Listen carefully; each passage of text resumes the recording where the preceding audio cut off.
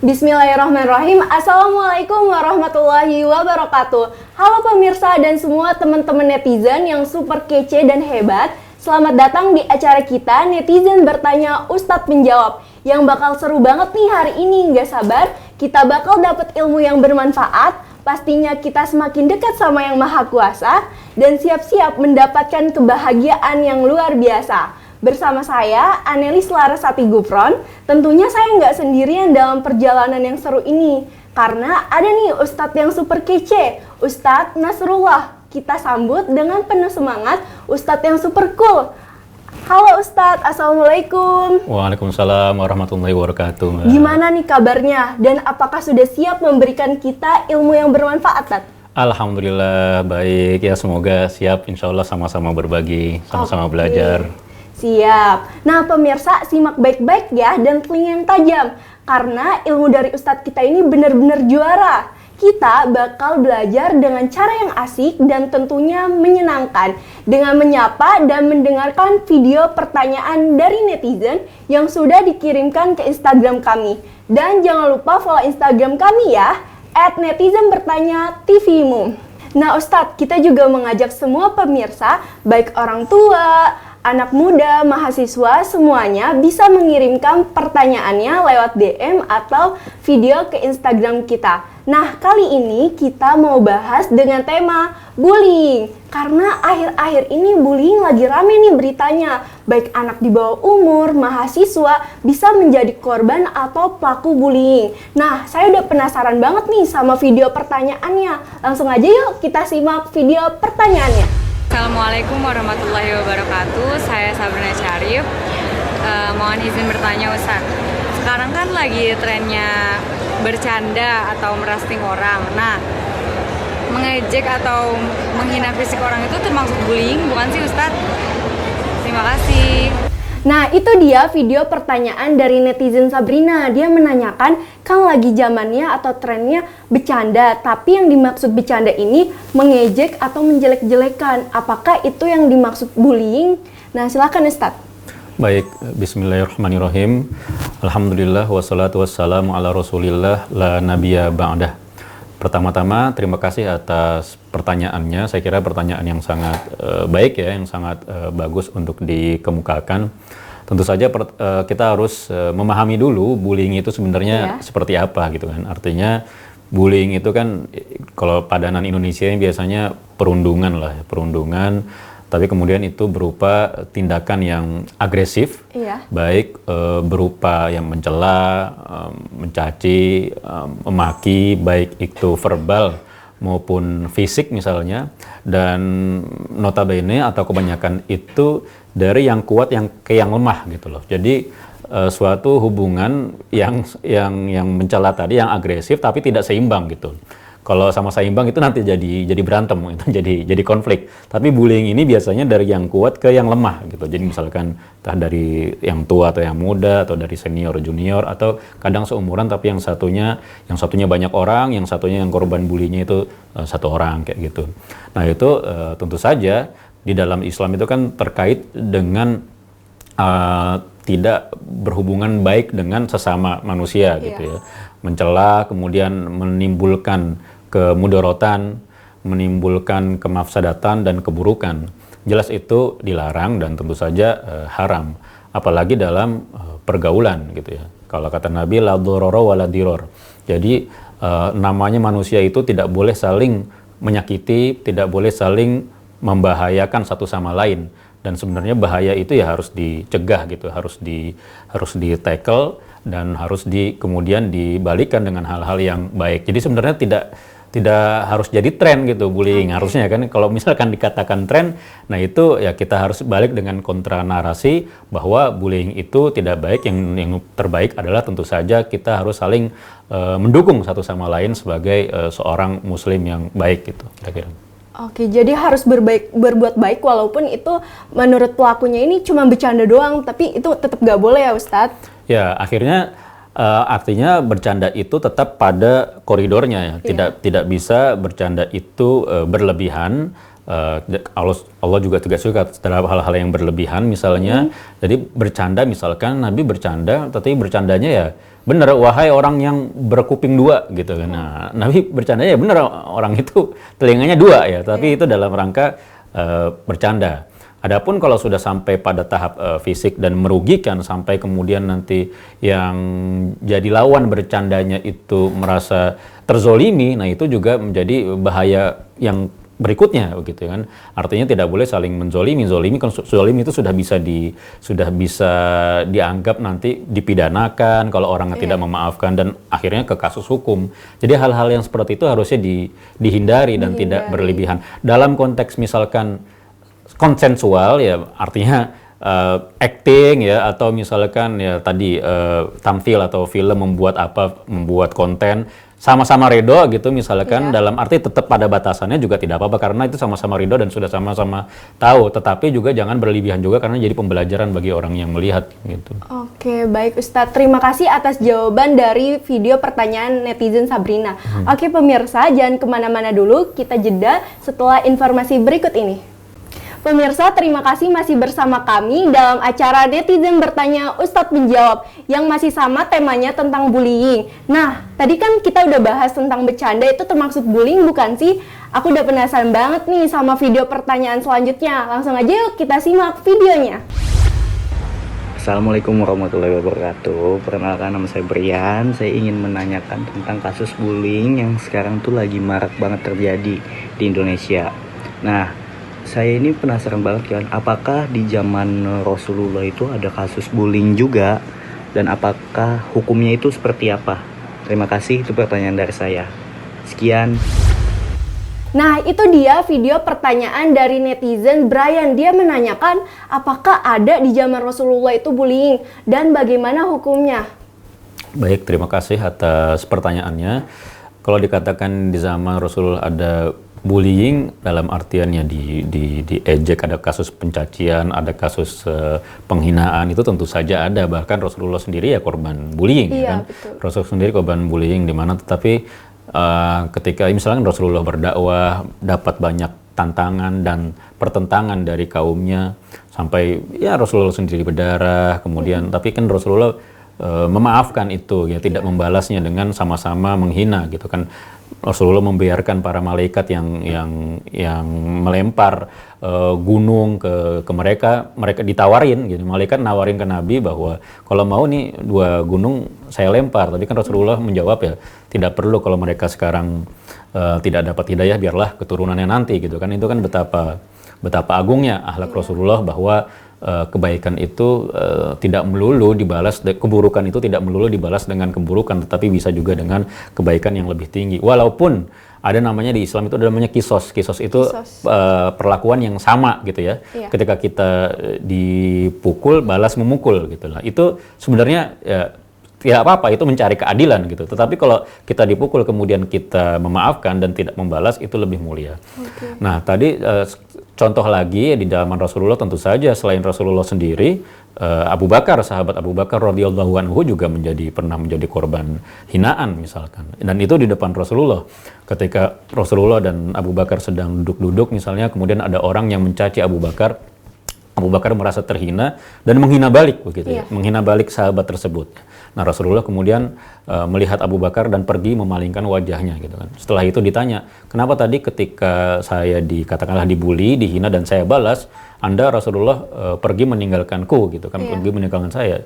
Ya karena itu tidak baik begitu. Itu tidak baik dan tidak mulia. Ya, sebaiknya kalau kamu dicaci, kamu dimaki, maka yang lebih mulia adalah paling tidak membalasnya lagi. Biarlah malaikat yang mencatatnya dan Allah yang mengganjarnya, sehingga nanti keburukanmu akan diberikan kepada mereka yang melakukan hinaan itu atau bullying gitu kan. Jadi kalau dibully harus dibalas dengan kebaikan lagi ya Ustadz ya?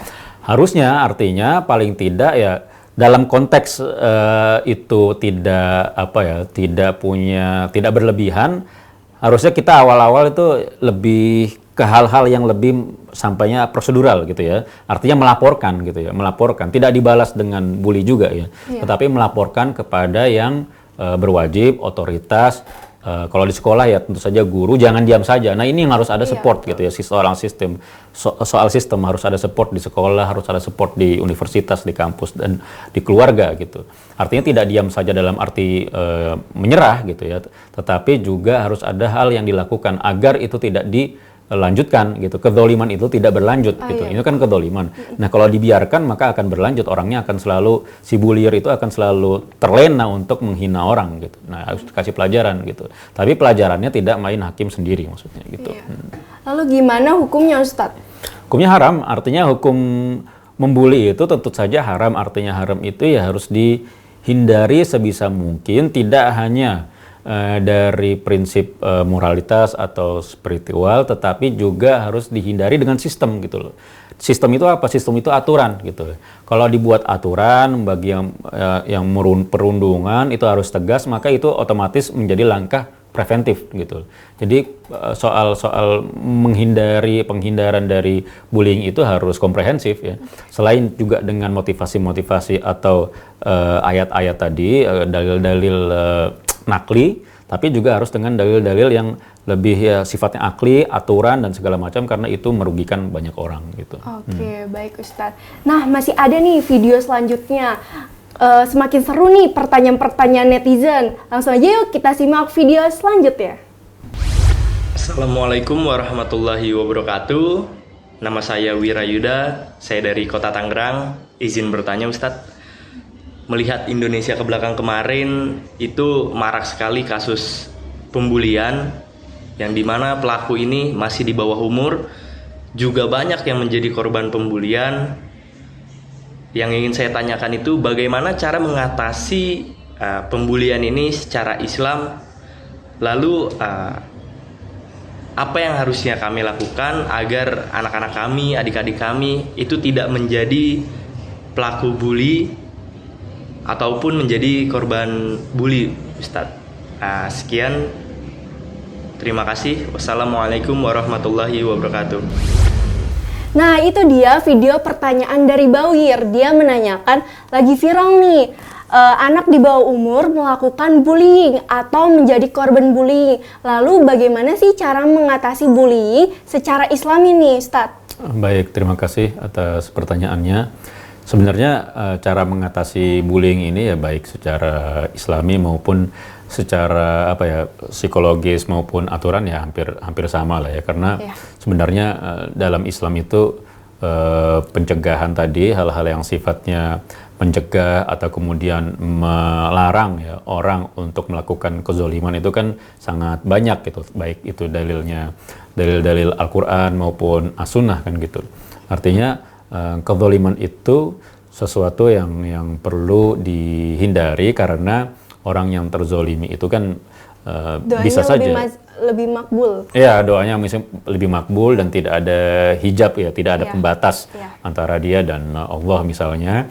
Tetapi dalam hal itu karenanya hal-hal yang sifatnya akan mengarah kepada kezaliman harusnya dicegah. Nah, itu kalau dalam qawaid fiqhiyah, dalam kaidah fikih itu darul mafasid muqaddamun ala jalbil masoleh. Artinya sesuatu yang bisa mengarah kepada kemafsadatan, kepada kerugian itu harus didahulukan gitu daripada mengambil manfaat. Nah, untuk mengarah ke sana, langkah-langkah yang komprehensif perlu dilakukan, baik dari segi misalnya aturan, dari segi sistem, dari segi juga pendalaman tentang akhlak ya di kelas edukasi, kata Nabi juga innama bu'atsu liutammima makarimal akhlak. Jadi Nabi ini memang diutus untuk kemudian menyempurnakan atau mengajari tentang keutamaan akhlak. Sebenarnya intinya Islam itu diantaranya ya akhlak itu, akhlak kemanusiaan begitu kan, karena Islam tanpa akhlak maka ya chaos ya, ketidakteraturan gitu. Kalau berislam tapi kemudian banyak sekali amalan-amalan yang merugikan, maka disitulah Islam kita perlu dipertanyakan ya. Ini dari segi spirit keislaman ya, dari segi ajaran, dari segi teologis ya. Tapi kemudian dari segi aturan, dari segi political will, maksudnya kemauan ya, dari semua pemangku kebijakan, baik dari orang tua, baik dari pengelola sekolah, baik dari pemerintah, Nah, itu juga harus dibicarakan sehingga aturan itu atau prosedur bagi yang mereka yang melakukan bullying atau menjadi korban bullying itu nyata dan kemudian bisa dieksekusi secara prosedur gitu, kayak gitu kira-kira. Oke, baik. Terima kasih Ustadz atas jawaban dari pertanyaan netizen yang tadi kita udah bahas bareng-bareng. Nah, pemirsa jangan kemana-mana, kita lihat informasi berikut ini.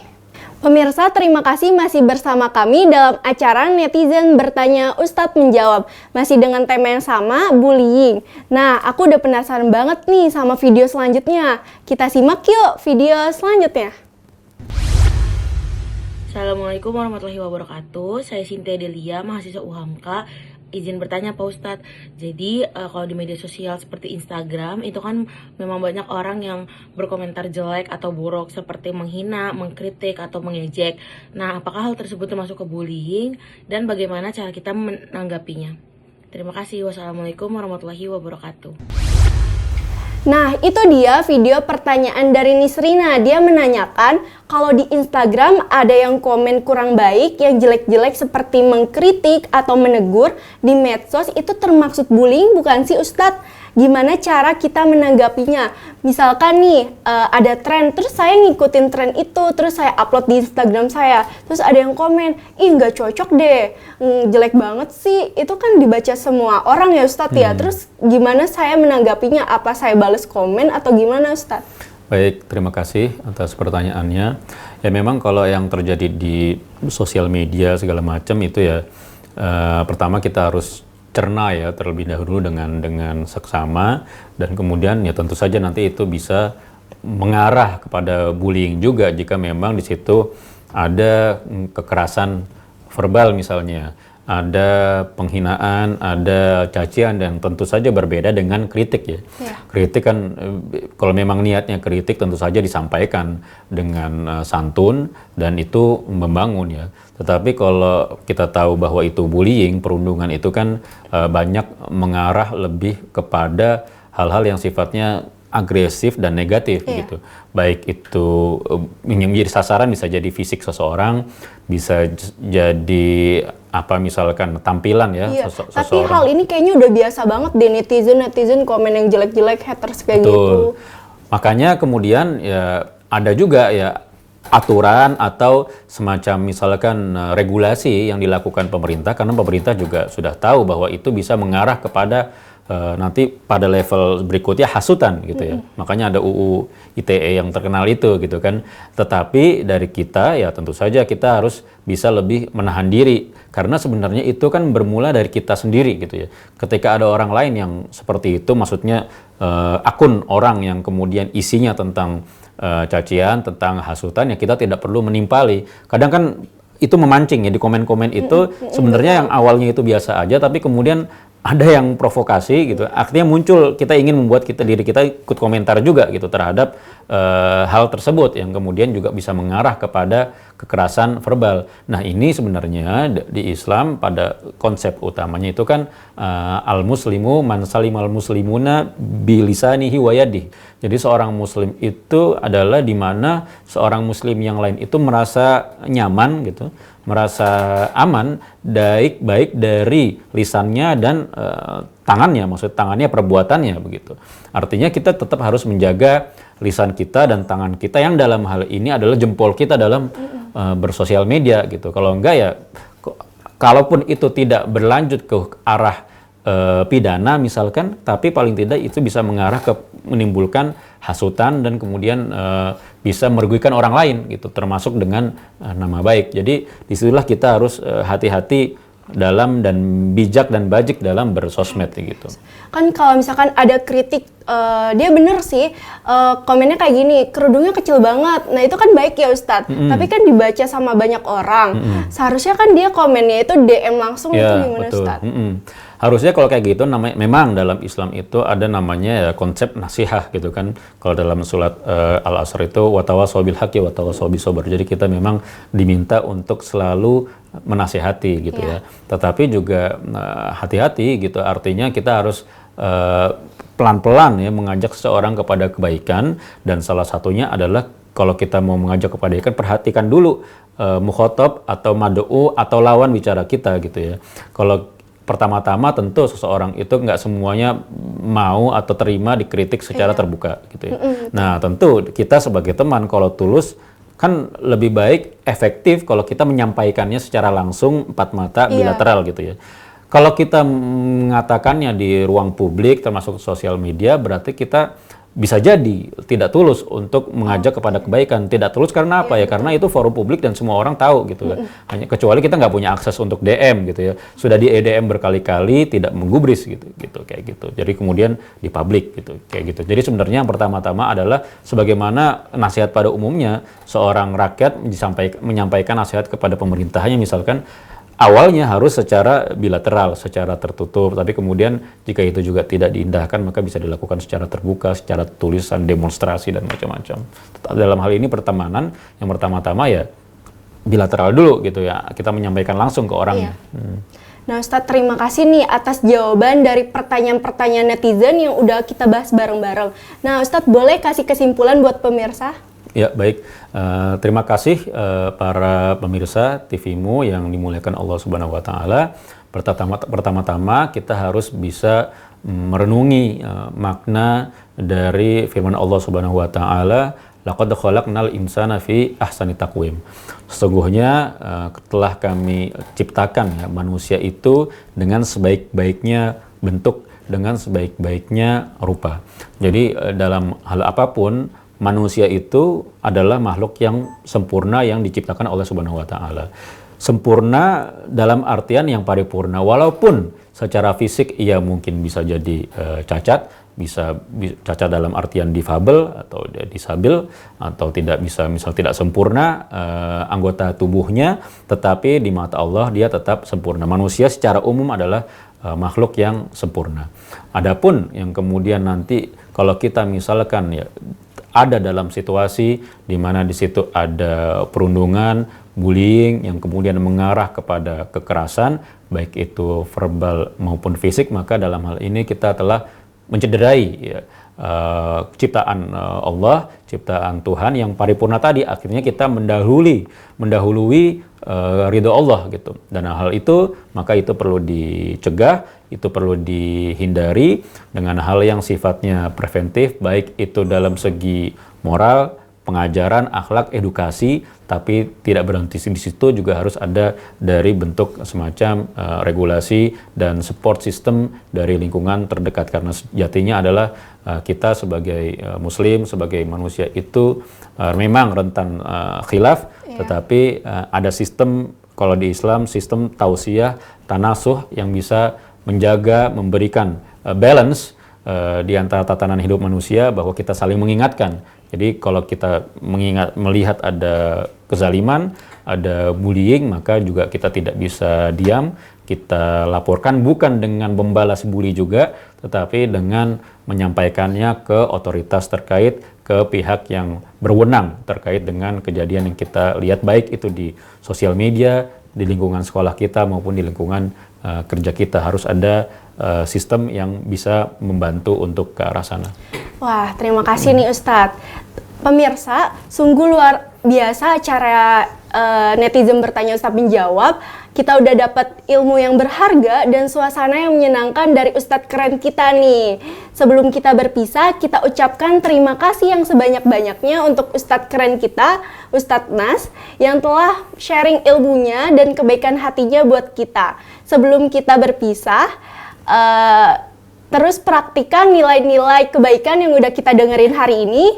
Kita bukan jadi pribadi yang lebih baik lagi, tapi juga membawa kebaikan untuk dunia. Sampai jumpa, tetap semangat dan terus berkarya. Saya Anelis Larasati Gufron bersama Ustadz Nasrullah, bersama kerabat yang bertugas, undur diri. Wassalamualaikum warahmatullahi wabarakatuh. Bye-bye.